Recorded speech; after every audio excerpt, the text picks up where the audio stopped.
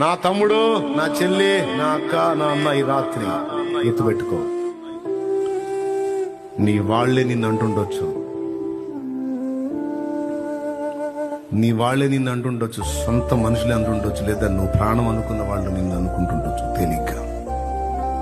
నువ్వు వేస్ట్, నువ్వు అలా, నువ్వు ఇలా, నీలో ఈ తప్పు ఉంది, నీలో ఈ తప్పుడు పనులు ఉన్నాయి, నీలో ఈ బలహీనతలు ఉన్నాయి, నీలో ఈ లోపాలు ఉన్నాయి, నువ్వు అలా, నువ్వు ఇలా అంటుండొచ్చు. కానీ వాళ్ళు అన్నట్టు దేవుడు కూడా అంటాడని పొర్రాపాటును కూడా అనుకోవద్దు. అఫ్ కోర్స్ నీలో కనబడ్డ వాటిని బట్టి మనుషులు మాట్లాడతారు. నీలో మరుగై ఉన్నది ఏదో దేవుడికి తెలుసు. దానికోసమైనా సరే ఆయన నిన్ను చేత పట్టి నిన్ను ఒక మెట్టుకు తీసుకొచ్చి నీ నుండి ఆయన సాధించాలనుకున్నది ఏదో సాధించి తీరతాడు. ఆయన అందుకు సమర్థుడు. ఆమేన్.